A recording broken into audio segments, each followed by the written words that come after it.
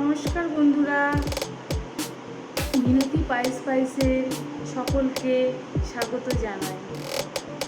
আশা করি তোমরা সকলে ভালো আছো ও সুস্থ আছো। চলো আজকের জেনে নেওয়া যাক ঘরোয়া পদ্ধতিতে কীভাবে ফিশ ফিঙ্গার বানানো যায়। দেখতে থাকো, সাথে থাকো। ভেটকি মাছের ফিলে বানিয়ে নিয়ে এসেছিলাম বাজার থেকে, এটা ফিশ ফিঙ্গার বানানোর জন্য।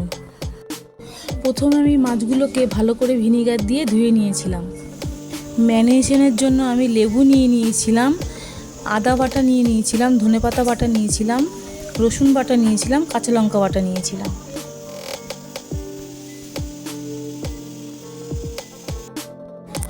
সব উপকরণগুলো মাছের সঙ্গে দিয়ে ভালো করে আমি মাখিয়ে নেব।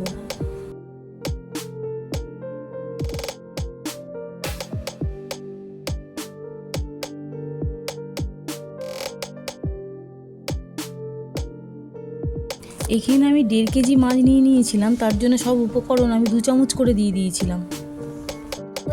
স্বাদ মতন আমি নুনও দিয়ে দিয়েছিলাম, আর আমি 1 চামচ গোলমরিচের গুঁড়োও দিয়ে দিয়েছিলাম।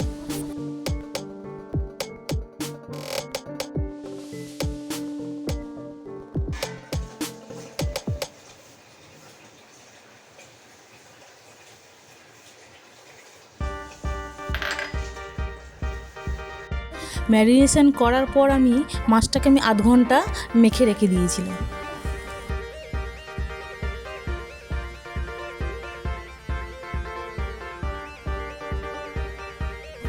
এখানে আমি 6টা ডিম নিয়ে নিয়েছিলাম। তারপরে আমি স্বাদ মতো নুন দিয়েছিলাম, গোলমরিচ দিয়েছিলাম, আর কর্নফ্লাওয়ার দিয়ে ভালো করে আমি ফাটিয়ে নিয়েছিলাম।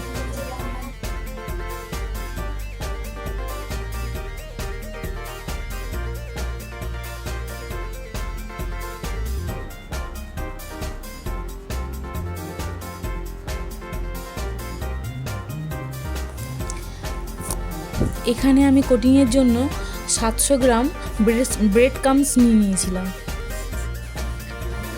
আমি এখানে ভেটকি মাছের ফিলেগুলো ডিমের মধ্যে এক এক করে চুবিয়ে নিয়েছি। নিয়ে আমি ব্রেড ক্রাম্বস লাগিয়ে নিয়েছি।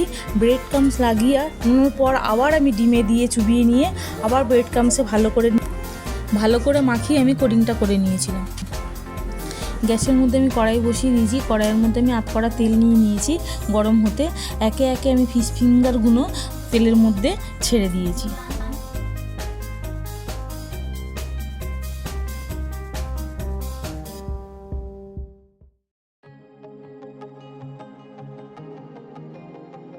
ফিশ ফিঙ্গারগুলো আমি বাদামি করে ভেজে একে একে আমি তেল ঝারিয়ে তুলে নিয়েছি।